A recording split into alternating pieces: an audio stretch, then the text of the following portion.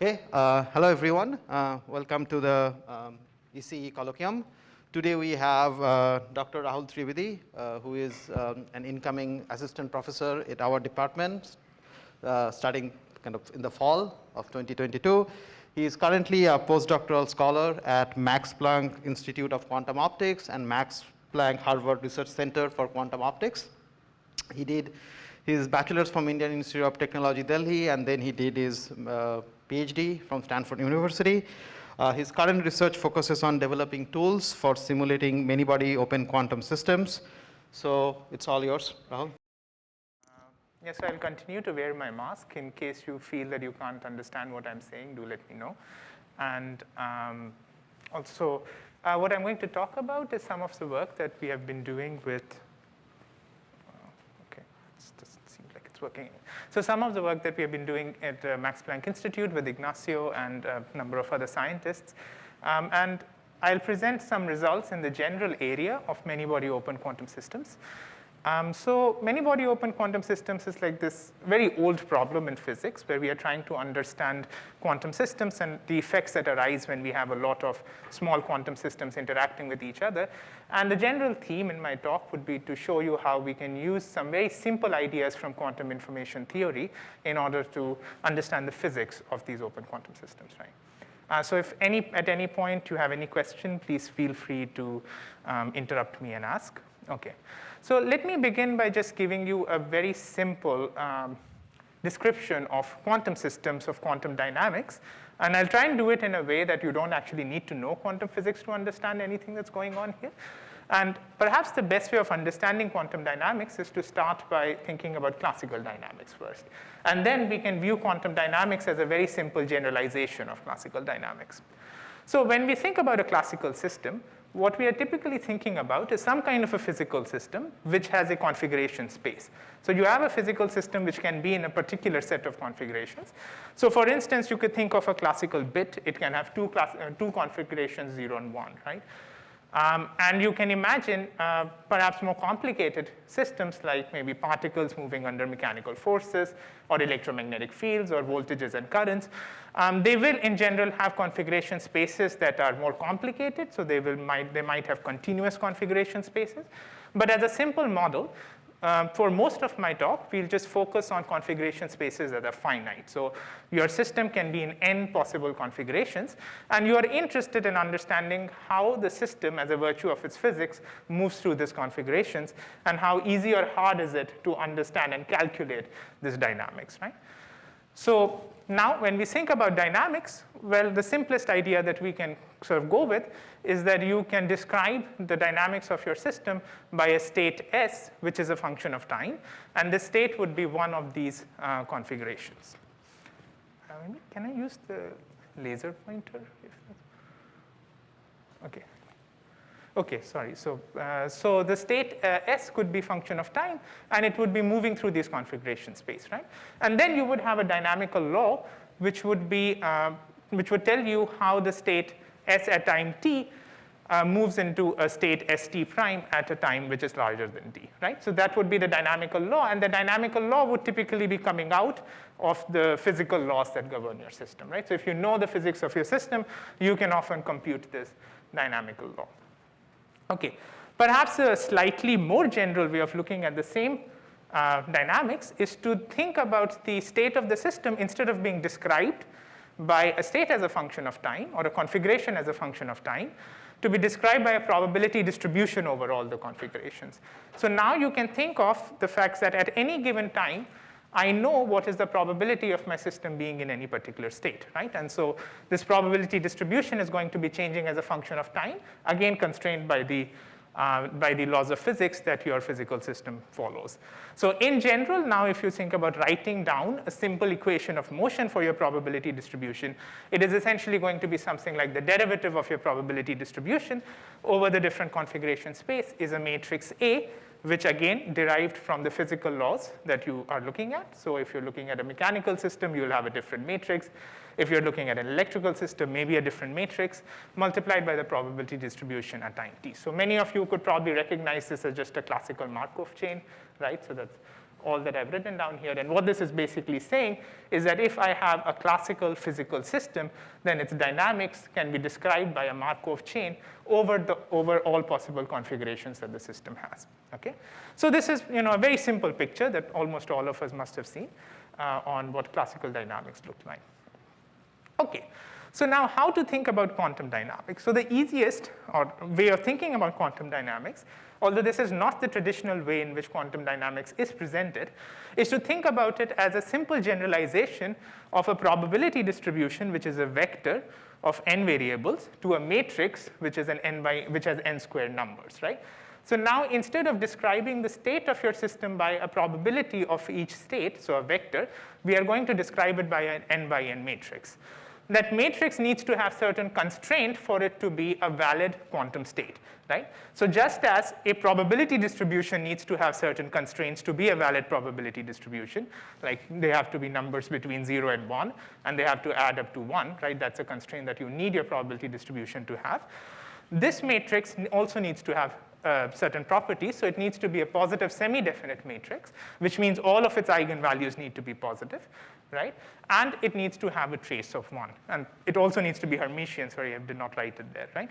So if your matrix, so any n by n matrix which satisfies these conditions, from the perspective of quantum information theory, is a valid quantum state of a system. So it describes a state of a system in a space of n configurations, right? Okay.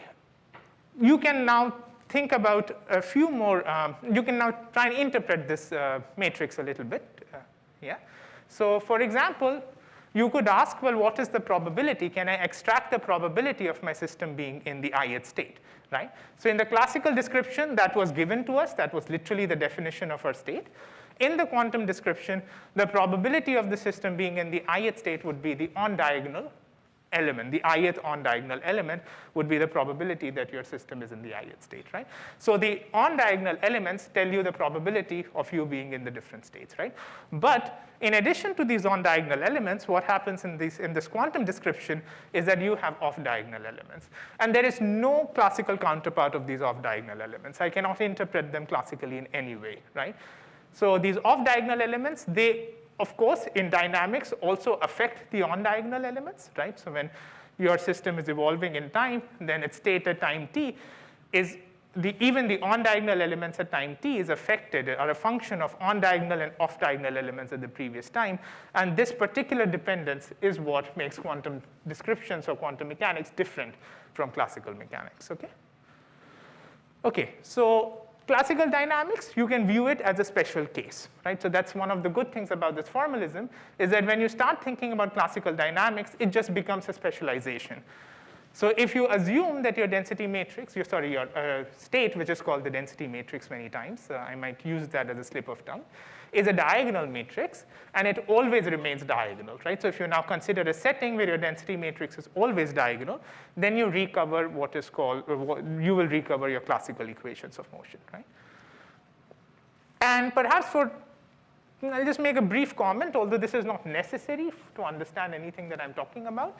So many of you might have seen, in quantum mechanics, if you have done a class, you might have seen wave functions and wave vectors. I did not introduce any of that because that's unnecessary.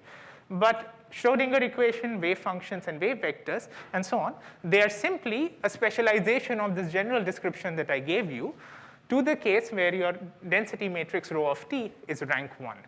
Right? So if your density matrix rho of t can be written as a vector transpose multiplied by transpose of another vector, so it's rank 1 matrix, so it only has one eigenvector, one non-zero eigenvalue, then this is called a pure state, or this is what your wave function or the wave vector solution of Schrodinger equation is, right? But we don't need to really understand it. I just wanted to make a comment because this description is often posed after this description, but it's sort of unnecessary. Okay, so now let's think about quantum dynamics. So you can now consider quantum dynamics as simply a generalization of the Markov process, right?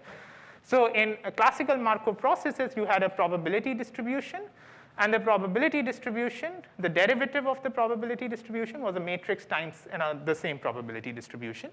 And now we would say, well, it would be a very similar situation All that I need to do is instead of a probability distribution, I need to use the matrix, the full n by n matrix, to describe my quantum system. And the derivative of that matrix is equal to an operator L multiplied by the matrix. So this is basically what happens when you go into the quantum domain. It's quite simple. It's a very simple generalization of what classical descriptions look like. Okay. So one of the things that you could ask is, well, can L be of any form? So L there is a linear operator. It is acting on rho. So can it be anything, right? So can I put any L there? Can I put any linear operator that acts on n by n matrices there? And the answer to that is no, and this was answered in 1950s and 1960s, long back. It's a very famous theorem in quantum information theory called the GKSL theorem. And the question that you ask is, how can I choose L in such a way that a valid quantum state will be constrained to evolve into a valid quantum state? And that gives you a constraint on what L can possibly be. And what that constraint would be is that your L has to be a sum of two terms. One is what is typically called in physics literature as the Hamiltonian term, and one is called the dissipative term. And this is what it looks like. It's not very important to understand where this comes from. But the point that we are trying to make here is that if you expect your rho to be a quantum state, then your L needs to satisfy a very specific format, which is what this is given by. And in most physical situations, in most physics problems, which is what we'll be talking about at great length today, the Hamiltonian part is what people would typically say, or physicists would say, is responsible for coherent quantum interactions, right? So when people want to build a quantum computer, they want very strong coherent quantum interactions. What they're saying is that in the effective dynamics of my quantum computer, I want this Hamiltonian term to be larger than the dissipative term. The dissipative term is associated with losses or decoherences in your quantum system, right? So this is how you might want to interpret this, or keep this interpretation in mind for the rest of the talk. It's not very important to understand what exactly this means, but this is what your dynamics would generally look like. Okay. So now what I want to start understanding is the following question: how easy or difficult is it to solve this master equation, right? So I gave you an equation of motion that describes a generic quantum system, that describes the dynamics of a generic quantum system. And what I want to understand is that, can I efficiently simulate this equation, right?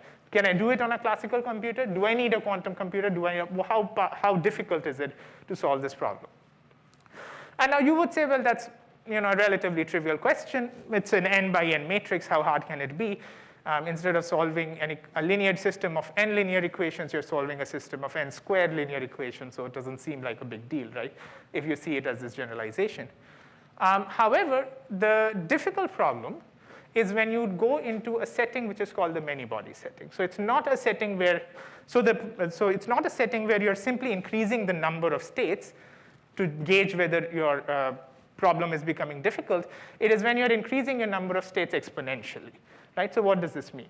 In most physics problems that we are interested in, the goal is to understand quantum systems that are built by taking smaller and simpler quantum systems and getting them to interact with each other, right?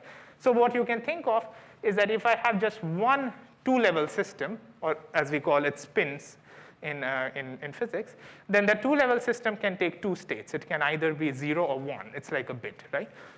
Now you take two-level systems and you get them to interact with each other, then they can have 4 possible states.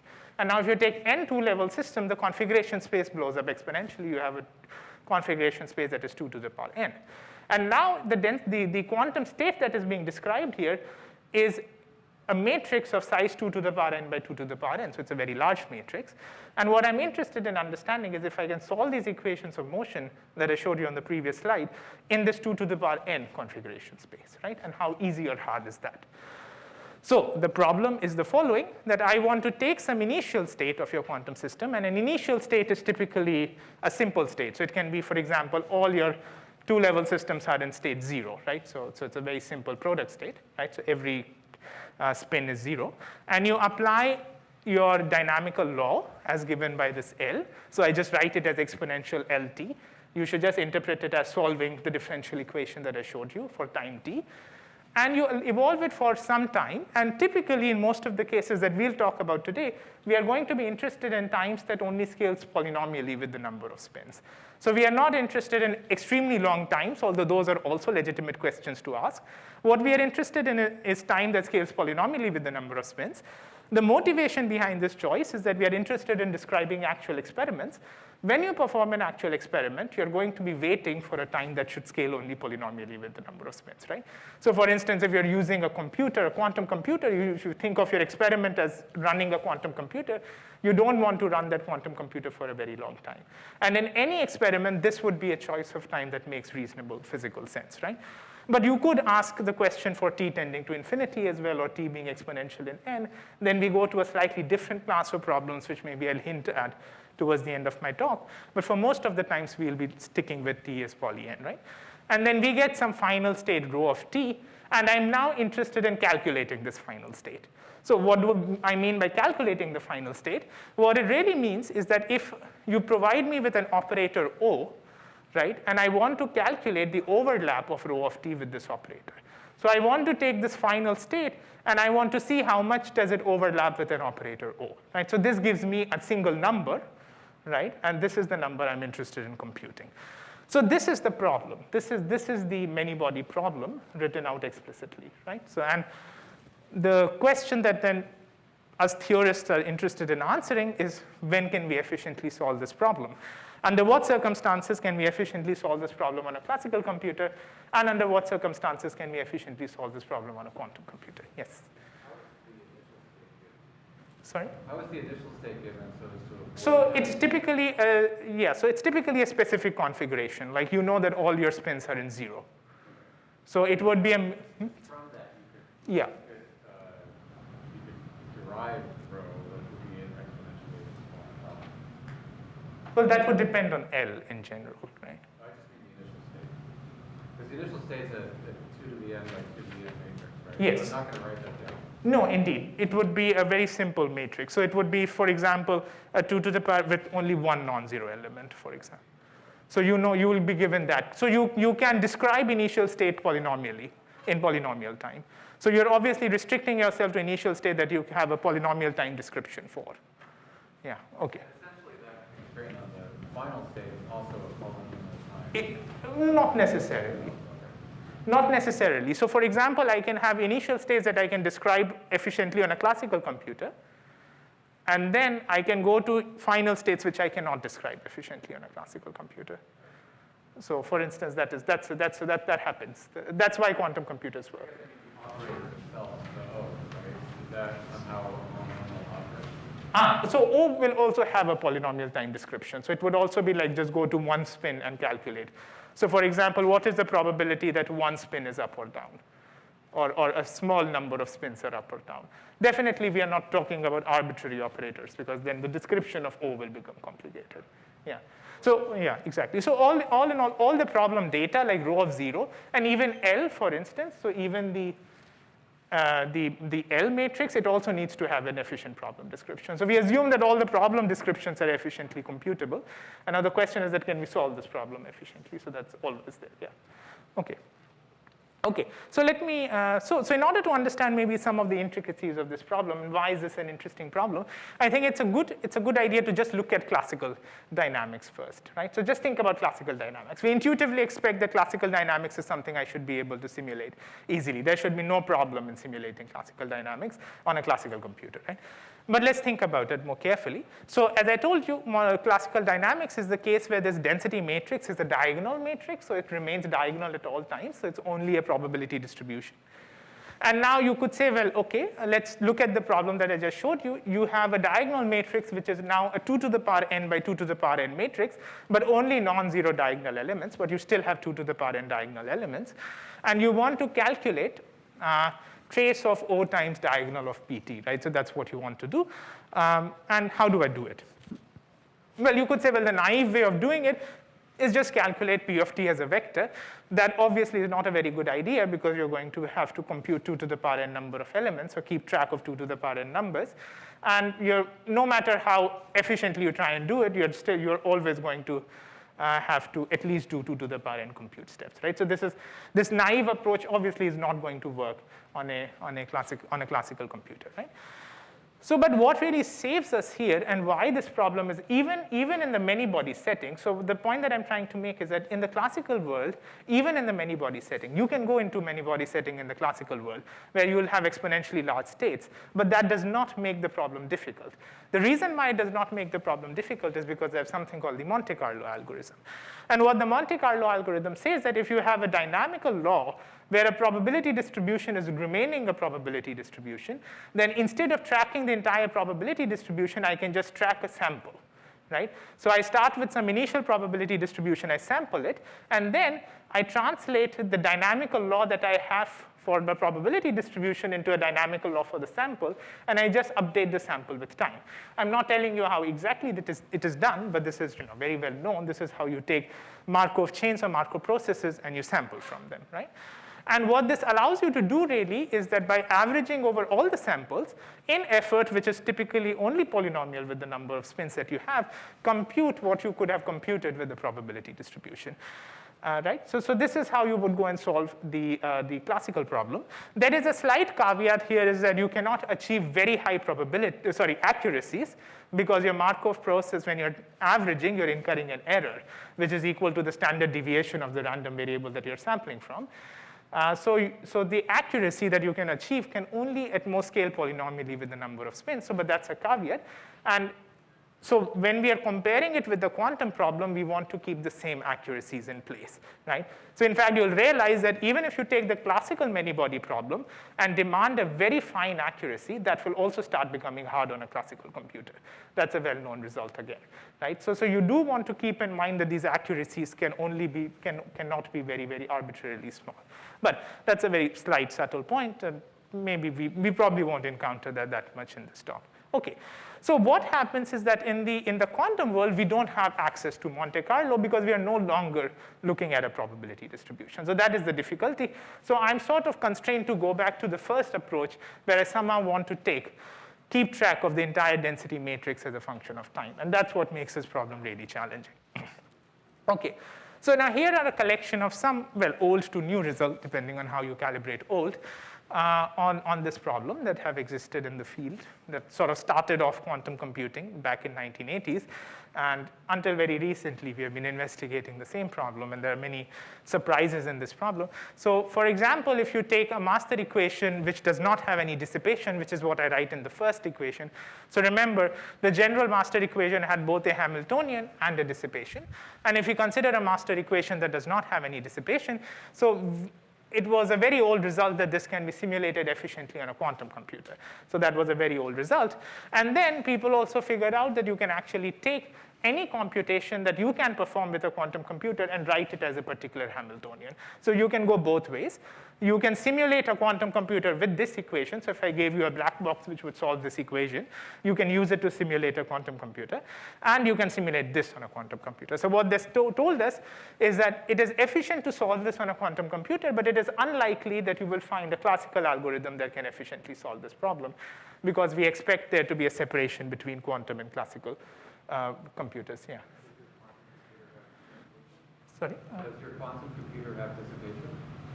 That's a good question. No. So when we say quantum computer, we mean an ideal quantum computer and error-corrected perfect quantum computer. Yeah, indeed. But that's a technical point, because there is a threshold theorem which tells us that even if you have dissipation, if the dissipation is small enough, but a constant, then you can simulate a noiseless quantum computer with a noisy quantum computer. I'll come to that point in a few slides. Yeah. But these results are, when we say quantum computer, we mean lossless ideal quantum computers. Yes, indeed. So the second result was perhaps a little bit more surprising, and therefore it's more recent. So that was to take just the dissipative master equation. So you remove the Hamiltonian term and you keep the dissipative term. And you can ask, well, what is the difficulty of solving a dissipative master equation? Now, the reason why this was surprising is because physicists would often believe that dissipative master equation, well, they model dissipation, and modeling dissipation should not be hard, right? If you only have dissipation in your system, that should be something you should be able to efficiently solve on a classical computer, right? It's just loss. How difficult can it be to simulate loss? It turns out that it is as difficult difficult as solving the first equation. So it turns out that even if you just allow for dissipative master equation, then you can again, of course, you can simulate it on a quantum computer. That's a relatively trivial statement. But you can again map any quantum computation to this. So any quantum computation can actually be thought of as a lossy evolution as well. So that's maybe somewhat surprising. And therefore, even solving that equation is not going to be feasible in general on a classical computer. And then obviously, you come up with a more natural conclusion that solving the full equation is also in general going to be difficult on a classical computer. Okay. Okay, good. So however, let's go back to now.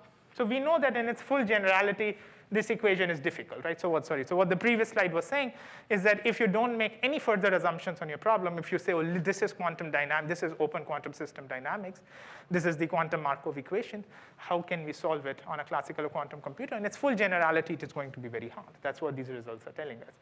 So, but we are, of course, not interested in solving this problem in its full generality. We are interested in describing physical systems. We are interested in describing experiments. So you have to start making some more assumptions, right?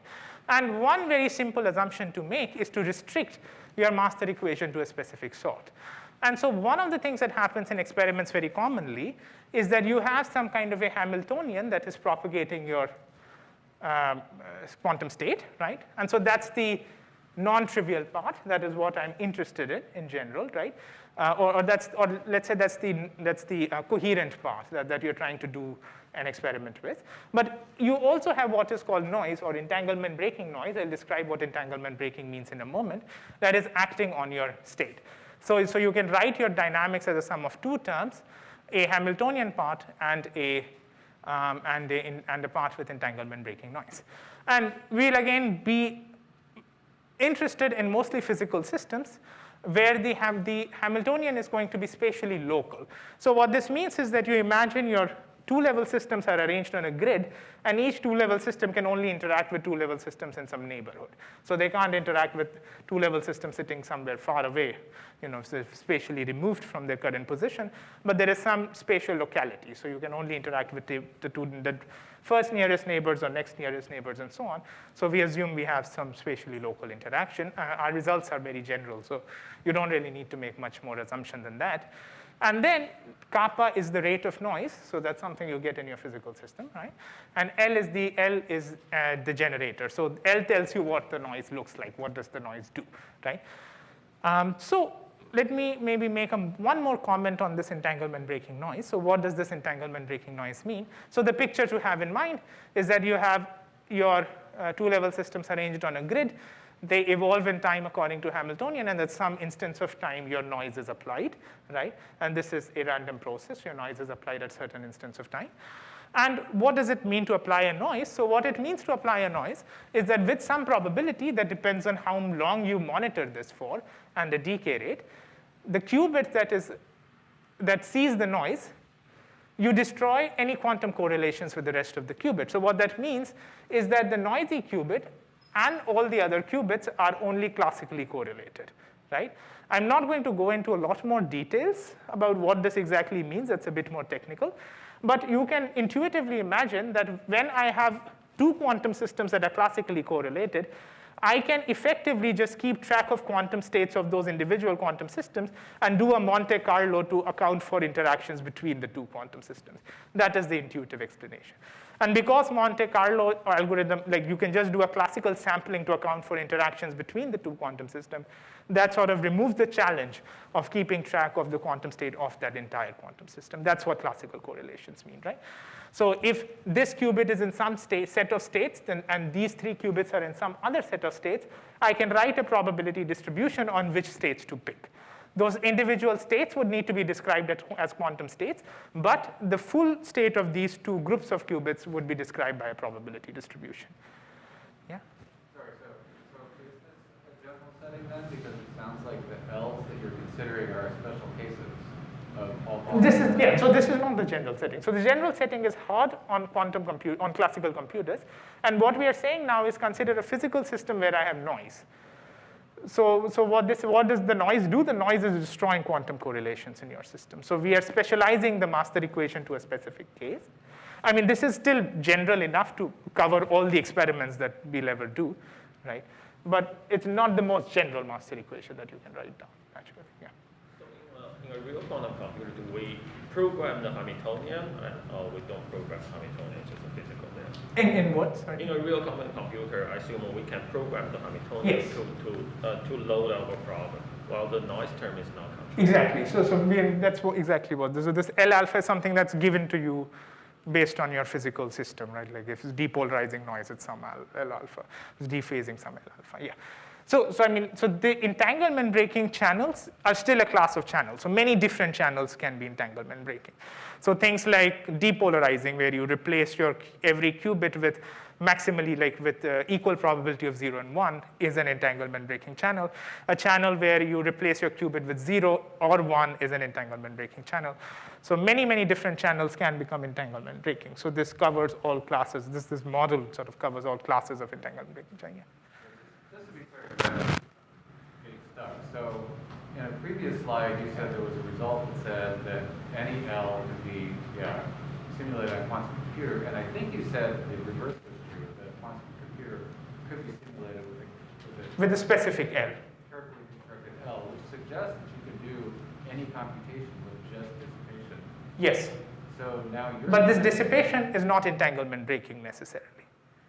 Right, sure. It's probably some weird kind of. Yeah, it's something more complicated. Yeah. But it suggests that you could actually program your quantum computer just using L without doing You could. most. You could. Yeah. And that you're not using any of those kinds of L's. Well, those L's can be. You need to. So you can add those L's here. That's fine. But on top of those L's, you will have these entanglement breaking noise. Well, I can't add a simultaneous. No, you won't. So you can add plus L dissipation, plus the entanglement breaking noise. So what I'm saying is that the entanglement breaking noise is there, and then you have the parts that you can program, right? Those can be anything, but as long as you have entanglement breaking noise, that is the question. I'm not given any results, but that's the question, right? Yeah. Does this make sense? Any other questions? No. Okay. Yeah, so as I was saying, so what we mean by an entanglement breaking noise is that with some probability, you destroy any quantum correlation. So you only maintain classical correlation between the qubit that you applied the noise on and the rest of them. And with some probability, you do nothing. So, or you don't necessarily do nothing, but you maybe change the quantum correlations, but don't destroy it, right? So that's what this entanglement breaking means. And you can, of course, make all of this very mathematical and formal, but that would not be very useful for us right now. Okay. So this is just some numerical results that, and these kinds of numerical results are plenty in the literature now. What this is trying to show is this very interesting phenomena that happens in system, and that's what we'll probe in the next few slides a little bit more theoretically, is that of a phase transition, right? And that's what we are interested in capturing. And the idea is that you take your noise rate and you sweep it, right? So you go from low noise rates to large noise rates, and you ask the following question: how does the difficulty of simulating these systems change with noise, right? And what seems to happen is that for low noise rates, it seems that these problems are hard to simulate, and for large noise rates, they seem to become easy to simulate. The specific calculation that people do to guess this is what is called entropy scaling loss. So what we see is whether the entropy of my system is area law or volume law. And if your entropy is volume law, it's classically hard. If it's area law, it's classically efficient. But we don't really need to know what this means. What this really means is that we expect that there is a phase transition in the simulatability of these systems with the noise rates, right? And so now the question that we want to ask is, can these phase transitions be mathematically proven? Is there a rigorous theory of these phase transitions? That is the question that we want to ask. So can we prove that there is a noise rate above which the system is classically simulatable? So there is a noise rate above which I can produce a classical algorithm that can sample or that can simulate the system. And can we prove that there is a noise rate below which this system is going to be hard to simulate on a classical computer? So that's the question, okay? So let's see. So that's where I think I can finally start getting into some of the results that we have here. I will not go into any details. I'll just present the results. So For instance, one model that we looked at, which is a very general model, is that you take n spins on a lattice. So you take a lattice, you can take any dimension that you want, a 1D lattice, 2D, 3D, 4D. You can't take infinite dimensions, then things change. But if you take finite dimensions, you take n spins on a lattice, and you consider a Hamiltonian H which is completely local. So what this means is that my spins only interact locally, as I mentioned. So each spin can only interact with the spins next to it. And in fact, as Professor Clavins was mentioning, you can make this into a general Lindbladian. You don't need to restrict yourself to a Hamiltonian. You can put an L there instead of H. The same result works. And of course, you have some bound, so your Hamiltonian can't be arbitrarily large. So there is an upper bound on how strong this Hamiltonian can be. Then what we can prove is that there is a threshold which depends on the dimensionality of the lattice, and it depends on the interaction length. So what is the radius or around every spin that it interacts with, right? So if it's just nearest neighbor, then it's 1. If it's 2 nearest neighbor, it's 2, and so on, such that for k larger than this k threshold, you can compute any local observables classically. So we can derive a classical algorithm, a provably efficient classical algorithm that can solve this problem in time that only scales polynomially within. Okay? So this sort of says that if your kappa is very large, then this problem becomes easy to solve, right? So this is one result, okay? Yeah. Yes, so yes. Can you actually still compute anything useful if your kappa is that large?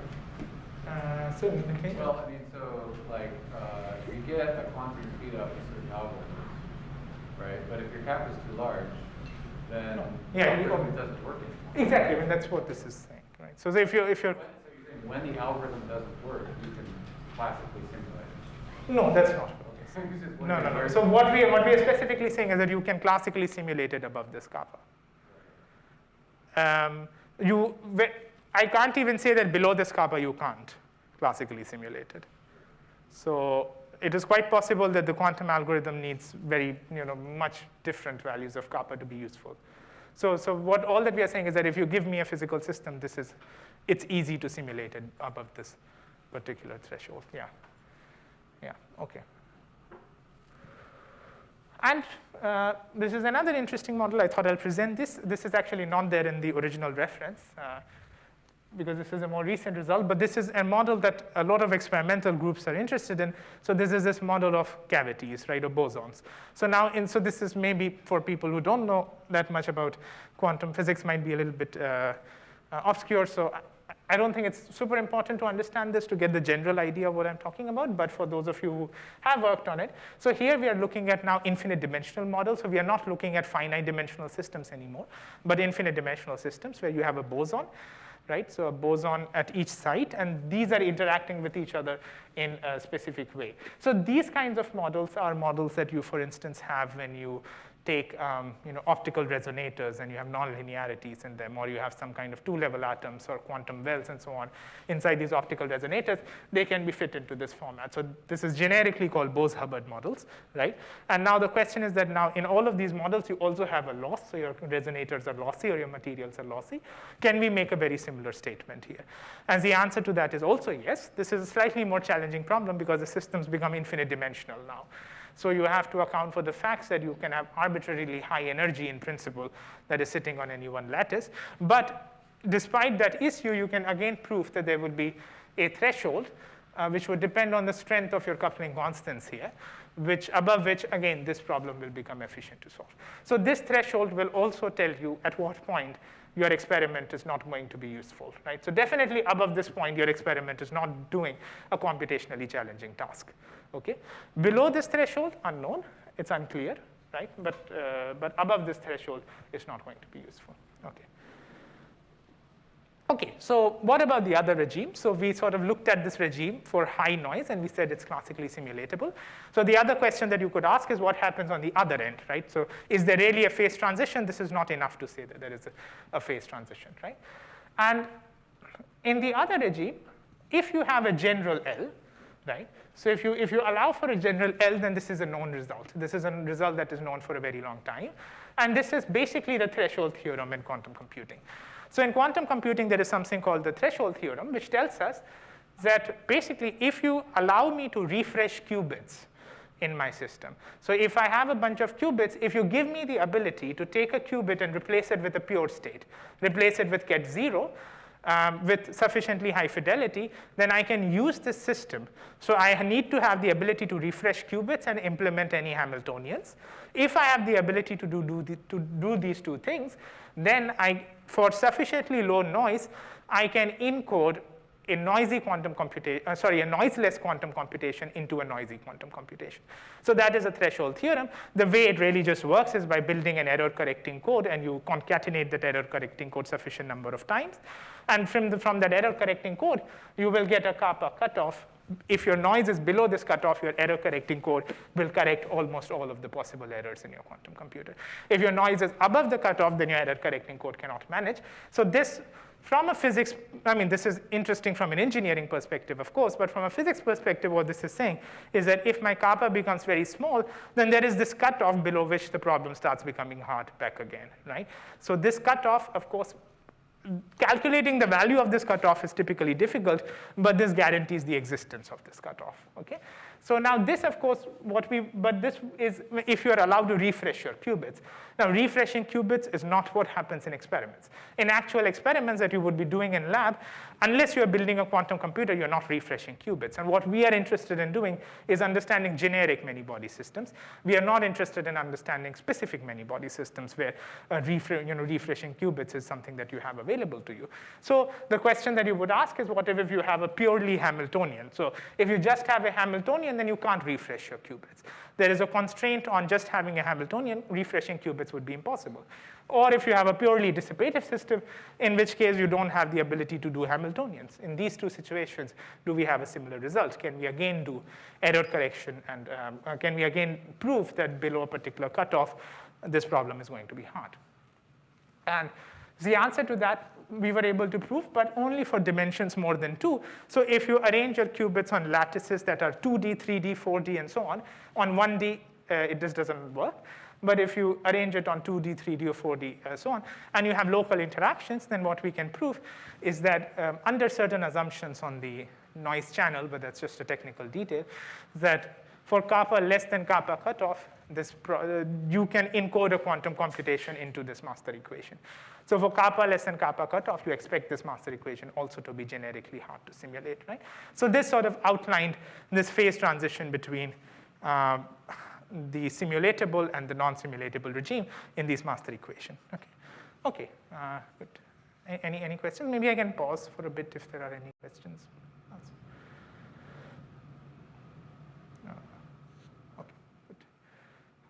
Okay, so another thing that we were interested in doing was to expand our understanding of noise models in general, right? So one of the things that we have assumed so far is that we are working with Markovian systems. So systems where the rate of the derivative of your quantum state only depends on the quantum state at that particular time. So I'm looking at a Markovian equation.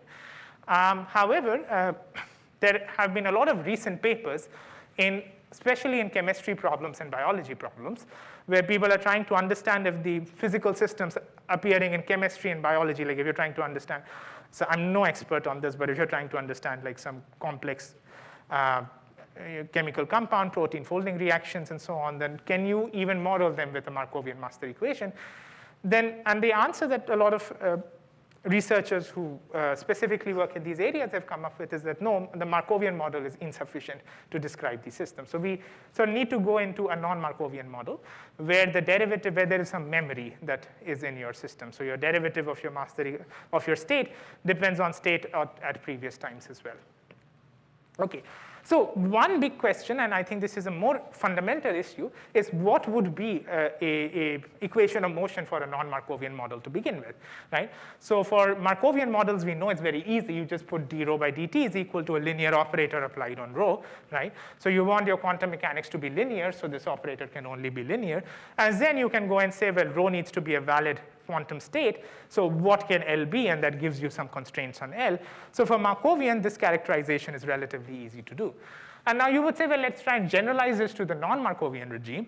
The most naive way of doing this would be to say, well, instead of having L times rho, I should just integrate against some function of t, the rho at previous times, right? So I take rho of t, and I take rho up to t, and I do an integral of L applied on rho with different weights, perhaps, which will all be operator valued. But this is what you would most naively generalize Markovian to non-Markovian, the most naive way in which you would generalize Markovian to non-Markovian regime. Now, however, it turns out that this is not a very useful way of generalizing non-Markovian dynamics. The reason why this is not useful is because I very rarely have access to this L here. If I give you a physical problem, you will not be able to calculate what this L is. So the problem description itself is very difficult to calculate if you do this generalization, right? And so in order to calculate this L, you literally have to go and solve the full non-Markovian problem to begin with. So this is not a very good generalization. And so this raised two questions that we have tried to answer over the past year. And one is a more fundamental question, that is there a generalization of Markovian dynamics to the non-Markovian regime that has a reasonably efficient way of computing the problem description, right? And then the second question is that is this generalization simulatable on a quantum computer? So I know that Markovian dynamics are simulatable on quantum computer. I expect all physical dynamics to be simulatable on quantum computer. But we want to come up with a generalization, and in order for the generalization to be reasonable, it needs to be simulatable on a quantum computer. So that's the question that we sort of tried to answer. So this is not something I'll spend too much time on, but there is another seminar that I'm giving in 2 days where I'm going to just focus on this problem. And the idea was that the first result that we gave here is to say that, well, there is indeed a way of doing this generalization. And that generalization goes by going into this theory of quantum stochastic calculus.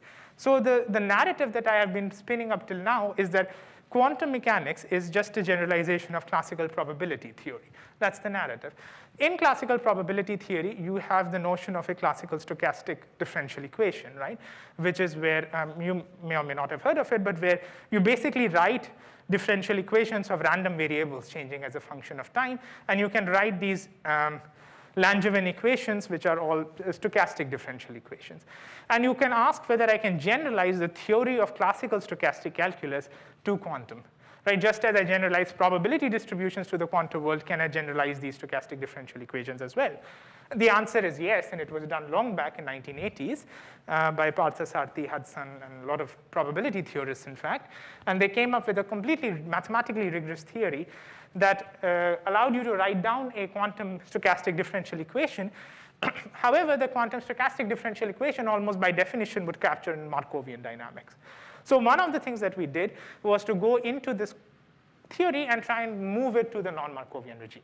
So instead of generalizing the master equation directly, right? So instead of generalizing this equation, d rho by dt is L rho, what we did was that we first elevated to the quantum stochastic calculus description, and we generalized that.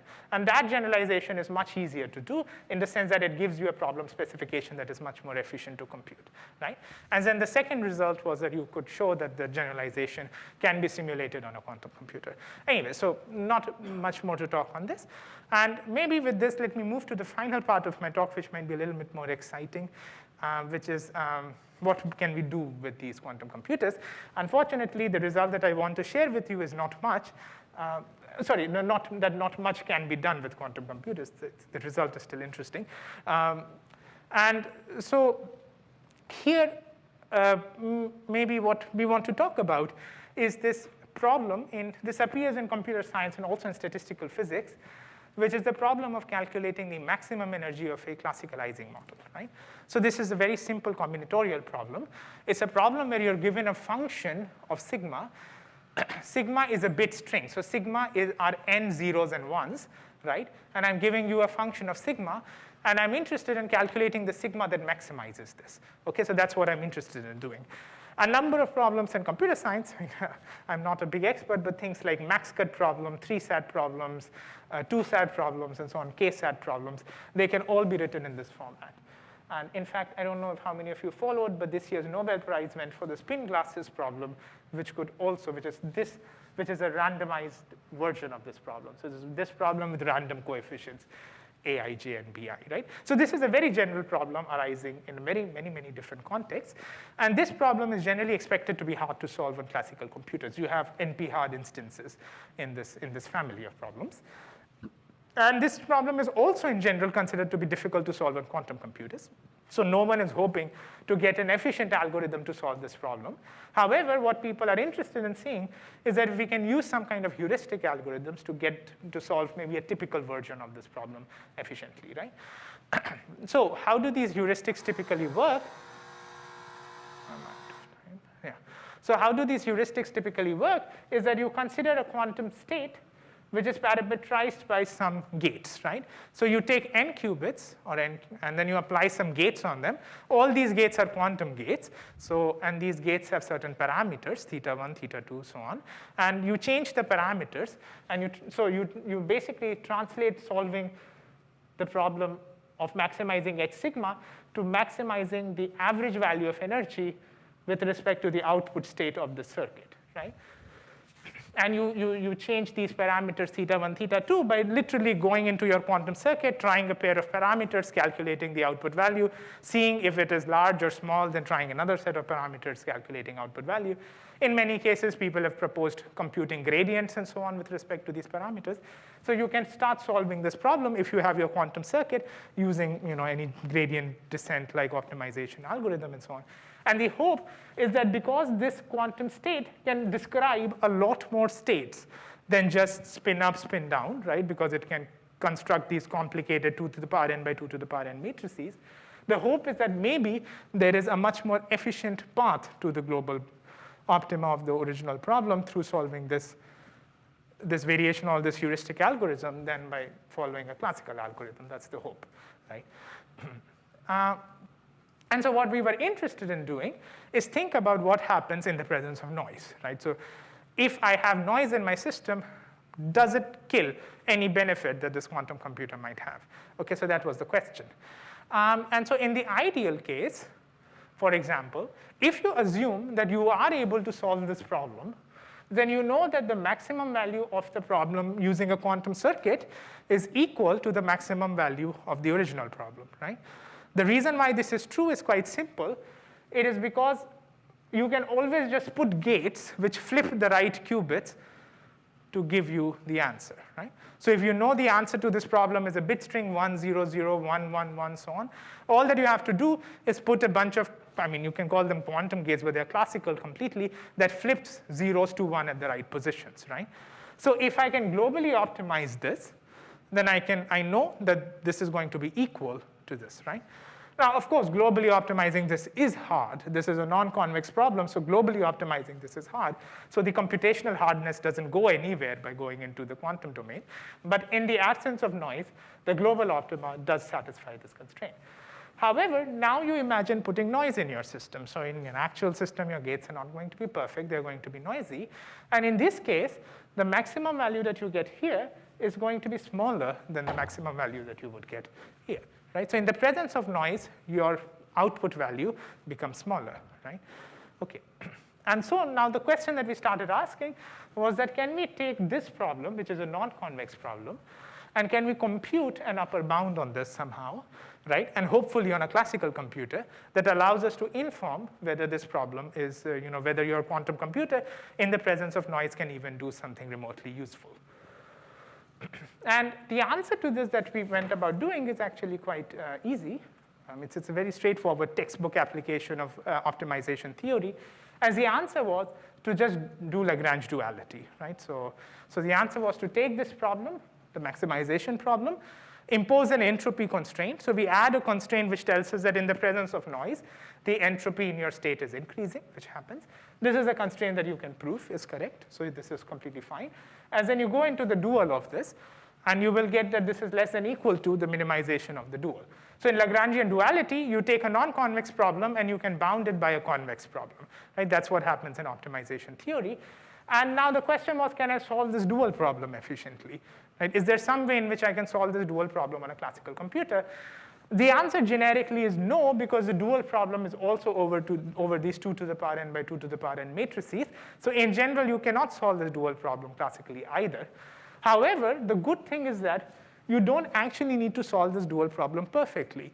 You can calculate this dual at any particular choice of the dual variable that is going to be, it's going to be a worse bound, but it is still going to be a bound. So the question that we could ask is that can we come up with families of sigma and nu where the dual problem is something that we can efficiently compute on a classical computer. So I'm not solving the dual problem perfectly. I'm simply computing the dual at points where it is efficient to do so. And the answer to that was yes. And this was, for example, a very well, the ingredients that you would use here are very well studied. So for example, you would need to compute things like free energy or entropy and so on. And people have studied how to compute free energy, entropy, and of Gibbs state in physics for a very long time. And so if you could take, for instance, your dual variables as being local Hamiltonians, like I described on the previous slides, then it turns out that for these sort of dual variables, you can start computing these quantities quite efficiently on a classical computer. And so this is just a plot. And this is a more preliminary project, so we are still working on trying to scale this up to larger and larger qubits. So this, I think, has around 20 qubits, I think. Right? So this plot is a simulation of 20 qubits. And what you see is the blue line is, because it's 10 to 20 qubits, we can still simulate it on classical computers. The blue line is what you would, the red line is what you would get from an exact simulation. So this is the primal problem. And the blue line is this efficiently computable dual for the bound. So it tells you that you can't be much better than this blue line. And for reference, I just put a dashed line there. So there is this algorithm called the Williamson-Goemans algorithm for max cut problem, which gives you a particular approximation ratio. So it's an SDP-based algorithm, which can only give you an approximation ratio of 0.85. It can't go more than that. And just for reference, what this is saying is that with these noisy quantum computers, so this is a specific algorithm that people use called QAOA, you really need to be in the very low noise regime to do as good as just these best classical approximation algorithm, right? So this was sort of, and so what this is, I think, really saying is that you probably need to build an error-corrected, fault-tolerant quantum computer to get any advantage. But this particular project, the goal was to be able to get a classically efficient algorithm to compute this upper bound. Anyway, so I think with this, I come to the end of my talk. This is a summary. If you have any questions, I would be happy to answer.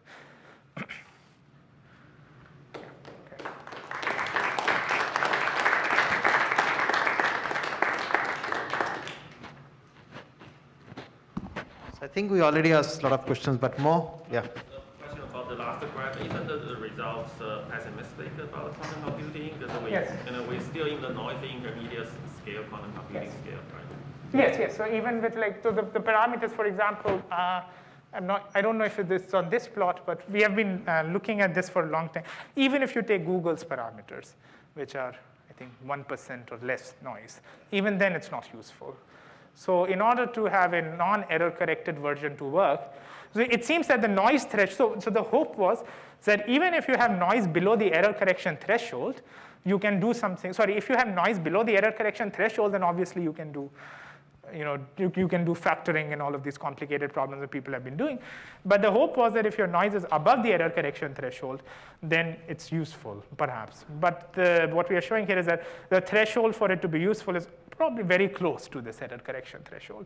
So the problem of using these NISQ devices is maybe not much better than building a fault-tolerant quantum computer. But of course, these kinds of analysis are things that people who are working on these problems will be still objecting to it. This problem. So I think there are problems in physics that could still be reasonably solved with NISQ devices, but definitely not these optimization problems, which I think are probably out of reach for NISQ devices. Yeah.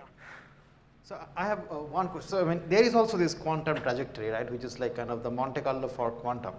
So if you can, so I mean, you mentioned that Monte Carlo can do the classical correlation, but there is also some Monte Carlo counterpart of quantum. So can you repeat a little bit, like what is the problem there? Well, it runs into so quantum trajectory, you mean the unraveling of master equation. Yeah. Oh, but it still requires you to maintain a quantum state.